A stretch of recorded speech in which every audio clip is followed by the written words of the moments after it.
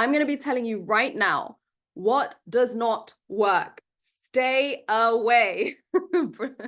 This is the part where we just break free from the limitations, the old paradigm, the outdated love that we need to make extinct on Earth. Okay, so I'm going to be polarizing. I'm going to be triggering. But this is what I'm here for, because I want you to be free. So the first one, how many are there? There are, oh, I don't know. But anyway, I think 6. So the first one is the fallacy of someone saying, just learn how to set boundaries. You know, you deserve better. Like, just know that you're worthy. And people can spend so much time on these things, like learning how to set boundaries, you know, progress, like, I deserve better. Why am I? And this is the classic person that's like, I know I deserve better. So like, why am I still acting out? And then that creates like distrust in the self, because on a mental level, you know that you're worthy, you know you deserve better. And you're like, I know how to set boundaries. I'm going to set boundaries. But when you're in a highly emotional situation, all of that goes out the window. Why? Because rewiring on a surface mental level is not enough. I'm talking about the conscious and the subconscious, right? Because in theory, when we are calm and we are collected and we're not triggered, when we rewire on a mental level, yes, we can come out with these ideas of what we should do, and we can come out with like, I know what's right. But the minute we're put in a highly strung situation where it's like emotional and our everything else is coming up, you know, our nervous system is popping off, our physical body feels off, our emotions are just like flooding. And our energies, we don't know if it's our energy, we don't know if it's the other person's. It's like, why do I feel like this, right? And then you say, okay, I'm gonna set boundaries with this person. God. Sorry, I need to laugh. I'm gonna set boundaries with this person. I'm gonna tell them what, you know, I expect from them. What energy is that? Is that divine feminine energy? Is that even divine masculine energy? No. That just creates more resistance. If someone comes up to you and says, hey, this is what I expect, this is what I don't expect, right? It's the energy of that, right? Because if the energy is not correct behind it, it just creates more resistance, it creates more pushback, it creates more resentment. Maybe in the moment, the other person will say, yeah, I get you. Most people just want to be done with the conversation. But then you're thinking like, why is this happening again? I set a boundary. And then you just feel completely confused. This doesn't work. Now, let me tell you about a client case study. So I've worked with many women. I work with so many women mostly, and also men as well. I work with like amazing high achievers, you know, killing in their careers, but I also work with housewives. So this woman was a housewife. She felt her soul legacy was devoted to her family, which was really beautiful and for her. And she was just like, look, I give everything. I've given my whole life to this family. And I just feel like unheard, unseen. I feel like no one's really listening. You know, I feel like nobody really helps me, and I'm just this unseen. Like, they say they appreciate me, but I don't feel appreciated. And she had like read all this stuff about boundaries and blah blah blah, and she was like, it doesn't feel like me. Like when I'm, you know, I do the thing, but it doesn't feel like me when I do it. And also that there's so much pushback. Like I still feel unseen, unheard, and then it leads to more frustration. And I was like, because you are a very feminine woman, and you're not using your high priestess energy. You're not using the Eastern principles that I'm going to be telling you about, which are powerful. Women are powerful. So are divine masculine men, right? Now, she was dropping out of her soul design. If you saw the opening ceremony, you know that soul design, I referred that to your authenticity, to the fact that you have been perfectly designed for what you're here to do on earth, what you're here to be on earth, right? So she was trying to be like other things she'd seen, and she was just met with so much resistance. And we did the work. We got in touch, we did all the work, we cleared out all the stuff that was not in the way. We went through the purification portal, we activated her high priestess energy, and embodied the 3 Eastern principles that I'm talking about. Law of attraction is a very kind of basic one, but there is 3 Eastern principles, feminine Eastern principles. And once we did all of this, and we did a lot of throat chakra work as well, because it was like, when it came to communicate, it was like, oh. Now, right, without saying much, without saying anything actually, people are in her family are running around her. Now, what's so fun is I interview my clients, and I'm going to be putting a few. They're not out yet because they're like, I need to edit them, and I'd love to interview her. So now it's like she does what she can, and then she steps back, and people literally run around her and finish the job for her. She doesn't have to say anything. She just states her desires in a very soft yin way. And the thing is, there's advice out there like, oh, you should lean back in your feminine. Oh, you should do. But how? Nobody tells you how.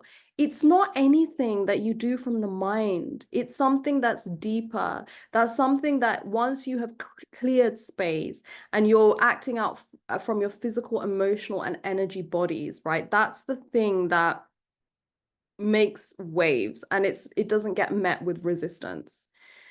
The second thing that does not work is overemphasis on communication skills. There is so much out there about, this is the right words to say, and this is how you should say it. And like, just keep communicating, keep communicating, keep communicating. Okay, 10% of what you say is like the whole of communication. Only like the words you use or what you say is like 10% of the whole thing, right? We know that. That's not even an energetic thing. We know that on a psychological level. So let me just tell you this now, right? Communication is so much deeper than what we think it is. First of all, it depends on the place which you are communicating from. If you come into a conversation and you're in your ego, you can use all the right words in the world. You can change and manipulate your tone to be like, hi, whatever. Like, if you are in your ego, you will get ego back times 10 from the person you're communicating with, aka your partner in this conversation. If you come into the conversation with a set outcome in mind, that person is going to feel that manipulation.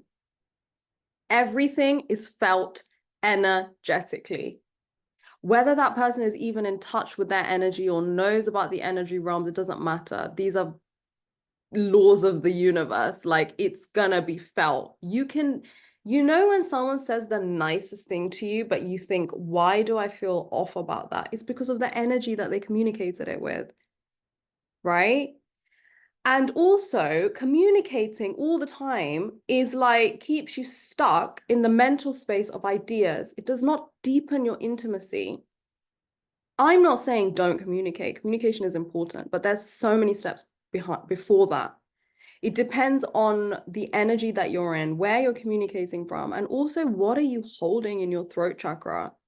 Because if you feel that kind of like feeling or like a block or a lump in your throat when it comes to communicating, or you feel your body shut down, don't communicate, right? Because you have to work through that. Now, let me tell you about a client. So she came to me, she took a course on communication, she read all the books on it, and she was constantly perfecting her communication skills, right? And when she came to me, she's like, again, frustrated with herself. She's like, I've done all this work on how to communicate, but when it comes to it, I literally just freeze. And when I do communicate, even in the most loving way, it just gets backfired. So I just feel stuck because, again, I feel unheard, unseen. Now, the course she took taught her to communicate in a style that stifled her throat chakra more, because we all have different truths. We all have different energies, and we all have different voices. We all have different tones. So our throat chakras are different. We cannot condition our throat chakra. I am a singer, right? The minute I controlled my voice too much with a stylized form of singing, I lost my voice. I didn't know if I could sing again. That's the obviously it's back now because I've leaned into who I really am. But that is the consequence. Okay, because we all have different throat chakras. We all have different things going on. So we cannot condition them more on how we should communicate. What really needs to happen, and this is what we did, is we sorted out the energetics of that. We calmed down the emotional body, calmed down the nervous system, right? We went back to the core or origins of why she feels like this. So this was in her life experience very early on. Every time she would communicate, she would get shut down. She was still carrying that in her throat chakra. That's why it was like it was hard to get the words out. And all the communication styles in the world is not going to help that if you're still carrying your energy, right? And before we have any major conversation, especially if you're a highly sensitive person, you need to instead of writing down everything you want to say, which is important, but you also need to see the energy of how you're saying it. You know, what is the true thing that you want? It's not, I want him to do the dishes or I want him to take me out more. No, what is the true thing that you want? For that, you need to be deeply connected to your soul, deeply connected to your body, deeply connected to your intuition. So what I do with people when they have major conflicts, and you'll see this in one of the interviews that I do with the case studies of clients, I might release this on the event, I might not, is in session, after we've done a certain amount of healing on the person, we bring in everyone's higher self through, right? So we bring in the higher self of the whole family. And with so much love, with high frequency, we start seeing with so much love and no non-judgment where everyone's at. We actually have we talk on an energy realm. So I bring them through and I say to the person, you know, what are they coming through with? What are they saying? So we open up that channel. It's like mediumship, but like in current time. Now, what happened will shock you because you might hear this and you think, does that really work? Okay, so this is what happened. So we did all of that for once. We did it once. And sometimes it takes a few times, but with this particular person, we did it once. And what happened will just shock you because then she felt she'd cleared the energy, right? Because she'd cleared the energy because she'd already had the conversation in spirit and she had already calmed down. It was like it was done. You know, the physical body, everything that was resistant to it had been removed. All the emotions that came up had been removed. The stifling energy in her throat chakra had been removed. So when she actually in the physical world, number one, she didn't even really feel like felt like she'd had the conversation and it was having it again. So she kind of was like not bothered. She wasn't like, oh, I need to have this conversation. That energy wasn't there. She was just like, okay, well, I'm going to have this conversation because I said I would have it. What happened? In that moment, her husband came to her and said all the things that she actually was waiting to hear for 15 years. And there was no conversation. It was like there's nothing to have a conversation about because he had felt that on an energy level. And she was shocked. I wasn't. She came to me and she was like, Ashwarya, I was really shocked. Like, the work we did together and like this is the impact it caused. And I was like, I'm not shocked because this is how I run my life. This is how I run my life. Because when I used to be trained to go against myself and have these difficult conversations and all of that, of course I can talk. Of course I can talk, right? But I'm not going to spend my whole life communicating. I'm sorry. I've got other things to do. I will communicate when it's important. And the conversation is over within 10 minutes. And we are more loving and more intimate afterwards. That's with everything. That's with relationships, parents, family, friends. Some are difficult, some are more difficult than others. You need to leave them for a bit to sort it out. You don't need to be like that, right? It's not that I'm saying that you're not a powerful woman. Power is experienced and expressed differently to each person. If you are too like confrontational, not with your words, but with your energy, you will get that back times 10. The next thing that does not work is the danger of dating strategies. When people say on the first date, you should do this, on the second date, you should do that. This happened to this, I fell into this trap a long time ago and it was just what happened was it made me so who I'm not, right? And it made me go against my soul design, go against my intuition, which is the most powerful thing on earth. and start listening to people who are in all different frequencies. You have to see what frequency the person is in when they are giving the information. That only comes from having a healed intuition. You might be so drawn to someone's advice, but it depends what frequency you're at, right? So this is what I will say. All you need to do is be you. Your soul design has been designed perfectly by source. There is nothing.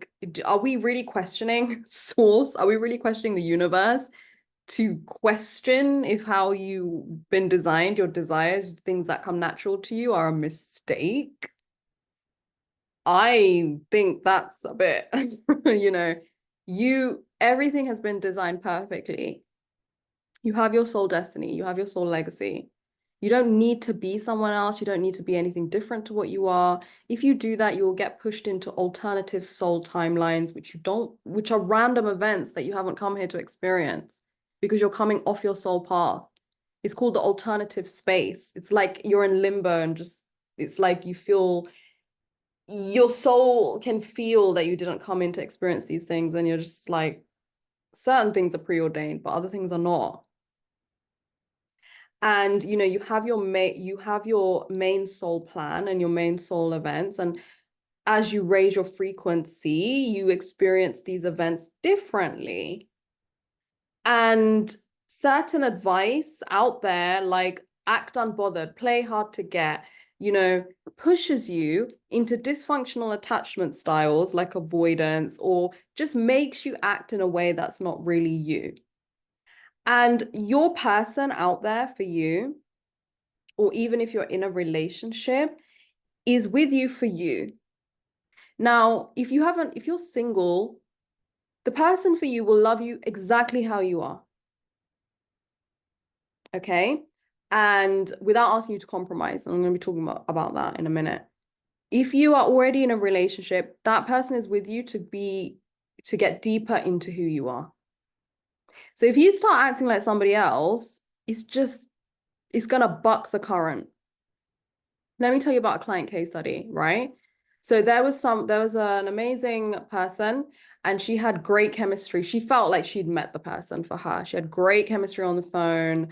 And she just felt so much ease, and she was like when she was on the phone and stuff, like she was connected to her intuition and her body, and she felt good. Now, but she had been watching a lot of YouTube videos, like YouTube gurus saying, only stay 2 hours on the first date. Make sure that he sorts out your transport from here to there. Make sure that he takes you to a place that you want to go, or all these things. I don't even know what they said, right? So when it came to the date, she was remembering all these things on a mental level. And that made her energy very masculine and stiff. And she's not that person. When I say masculine, I'm not saying men are bad. Remember, I said divine masculine, divine feminine, wounded masculine. But she went more into her like stiff energy, right? She was already nervous to meet this person. And then on top of that, she became rigid and like awkward because she was like, okay, I have to protect myself. I have to armor myself. I've got my tick boxes here. And what could have been a really fantastic date was just awkward and awful because she had gone against her soul design, and she was now leaning into like things that she should do because she just didn't want to like feel the pain that she'd felt before or get it wrong or whatever. And then that person was just probably like, what has happened? Like, I loved the person you are, and now you are someone totally different. So when she came to me, she wasn't even aware this was happening. But what we did was just deprogram all of that, like get rid of all of that. Because your intuition, your body, your body that has survived this on this earth for generations, centuries, you are the survival of the fittest right now, right? It has had to go through many processes to be here today. In the sense, not this physical body, but your lineage. The fact that you are here today in your physical body, your DNA, your body is very wise, and your intuition that's connected to your divine guidance is very intelligent. You do not need these strategies to be manipulating the situation and I have to do this to get that. No, forget all of that. That's low paradigm, low vibrational and old paradigm. You are perfect as you are. What you need to do is be you. So we got in touch with her truth. Again, through truth is throat chakra healing.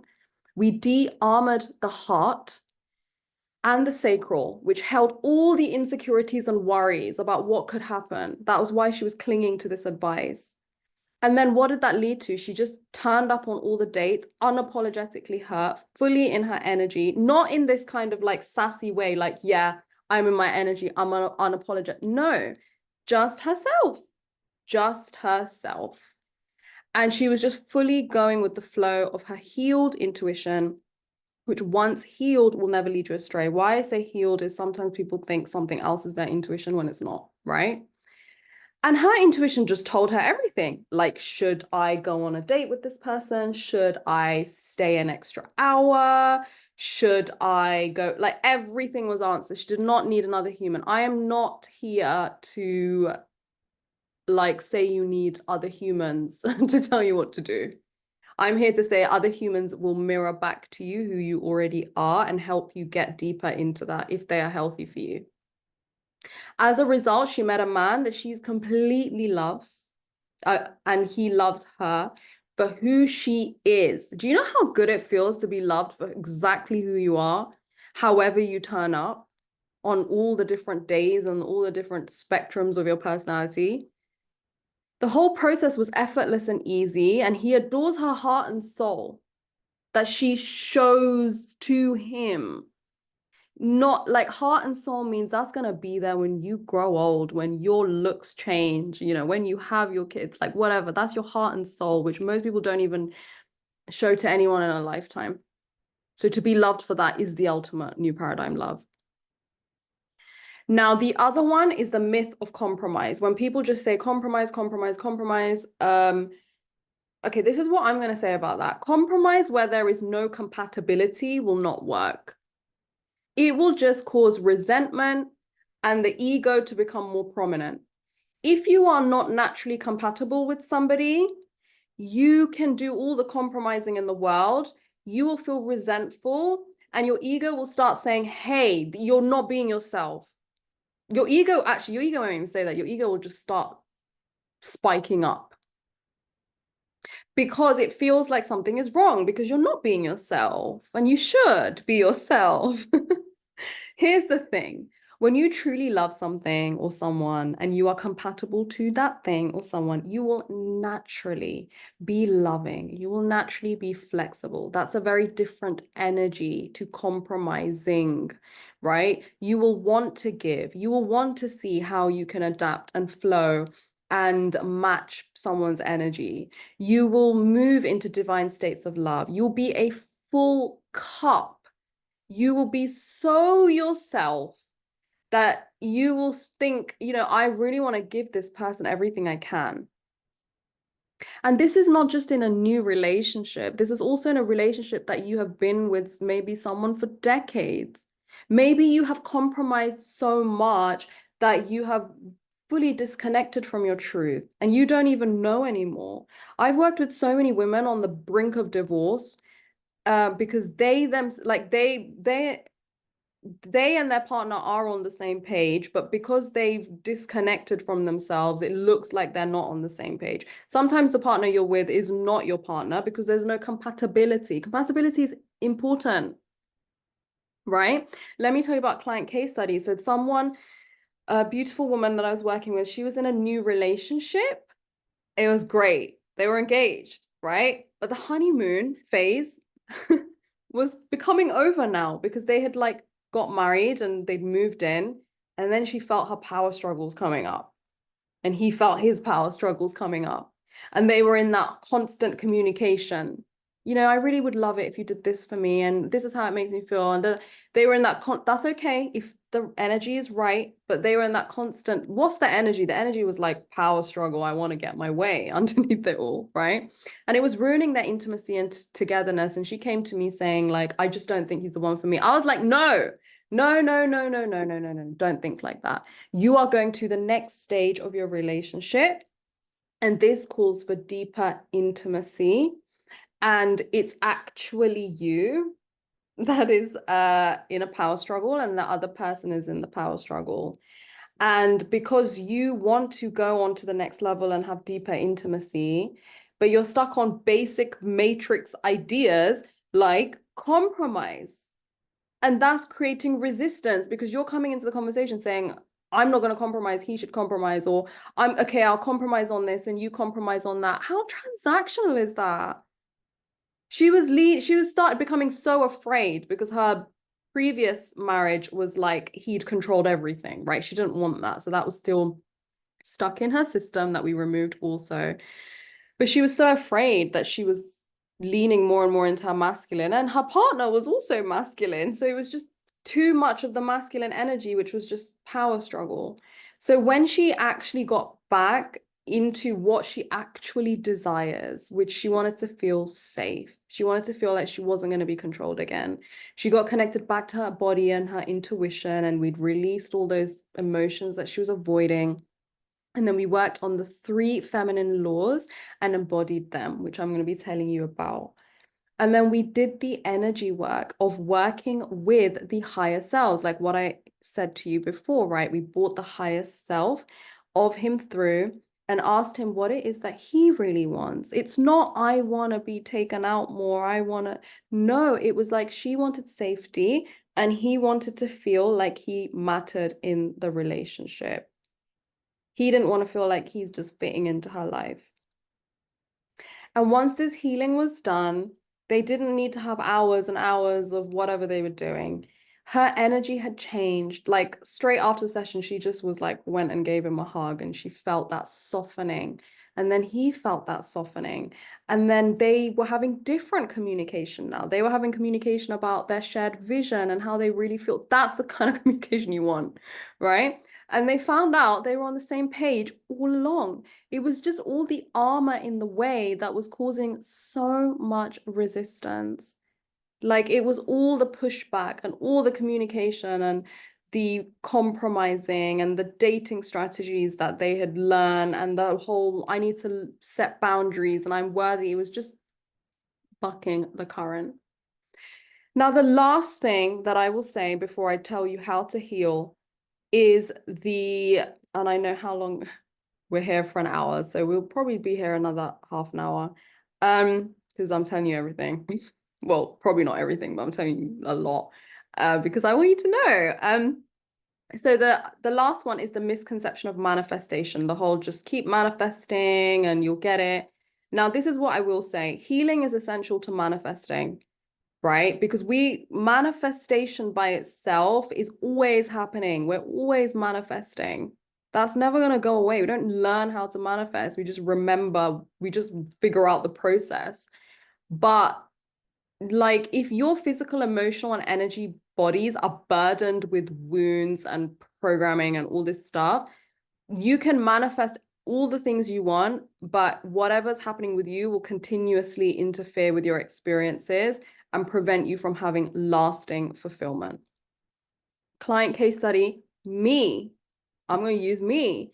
So I'm like, was so good at manifesting, right? But I wasn't good at keeping. Because this was a few years ago, and obviously it's always going to be that way in the sense like I'm going to manifest more and then I have to clear out, like this is a lifelong process. But I would like bring the thing in, even though I was shocked. I was like, oh my God, I actually got everything I wanted. But I wouldn't be able to keep it because as soon as there was a situation or a trigger and there was like a highly emotional, strong situation, I would go back into my like fight or flight or the memories or the mother and father wounds or, the programming that I'd heard. Like everything I'm telling you, I've figured out myself as well, and as well as my clients, right? And this was just like over the top, like it was, and I used to get so annoyed because I was like, I know everything. Obviously, none of us know anything, but I was like, why is this happening? Because you need to raise the vibration, you need to upgrade everything in your being. So when you get the thing, which is easy to get, you get to keep it. This looks like manifesting relationships that are amazing and then they go, right? Because there's still stuff in there which has not been cleared out. And the last one is that I just want to mention is incorrect love programming. Now, people can get so confused because they're like, I know he loves me because he does this, this, and this, but then he does this, this, and this. And it's like love confusion. They're like, it's like with the daisies, like he loves me not. Like that's not a game anymore. We should not be playing that, even though none of us do. But even the sense of does he love me? No. Love is, let me just tell you a little bit about love, right? People love you the way they know how, depending on their love programming. You cannot say to somebody, I want you to love me in this way. They will love you in the way they know how. If someone's experience of love is toxic, that is how they're going to love someone. If I was to take it right to the extreme, right, there have been people who have committed atrocities and crimes. And sometimes when they are interviewed, someone will ask them, why did you do that? They will say, because I loved the person. They're not lying. They did love the person, but they loved the person through their lens of love. If their lens of love was psychopathic or like you need to, like, I love something so much, I'm going to control it, I'm going to keep it so it doesn't, if that's their version of love, which is incorrect love programming, they are going to love everyone they love that way. This is what I'm trying to say. On Earth right now, there is only very few of us that are carrying the correct love programming. Most of us are carrying incorrect love programming, which I mentioned that it comes from mother and father wounds, life experience, ancestral incompletions, and collective matrix programming. So most probably the people that you're questioning, did they love you? Yeah, probably they did. They did, but they only loved you in the way they knew how. So with my client, she knows who she is if she's watching. Just last week, I said to her, we need to get rid of this love confusion, right? With your parents, they loved you how they knew. But that was their version of love. Is it your version of love? What is love to you? What does love feel like to you? Someone can say, I really loved you, so I sent you to boarding school, for example. They really did love you. That's why they sent you to boarding school, because they've got their own processes. But for you, that was like, what? I know you love me, but you sent me to boarding school. But then if you'd loved me, you would have kept me with you. Like, do you see? So you need to say now, going forward in your adult life, this is what love feels like to me. Instead of writing love lists of like, he needs to be 6 foot tall and all this, right? That's going to sort itself out. You need to write a list of how you want to be loved. You need to be clear on what love is to you and what love is not to you. Otherwise, this will keep you in a loop of repeated confusion. And you'll be attracting mixed experiences of people that will sometimes love you, sometimes not. It'll be mixed energy. So you need a clear list of these are the ways, this is what love means to me. Consistency, commitment, right? Love is when somebody does da da da da da. Love is not when somebody does da da da da da. You need 2 columns.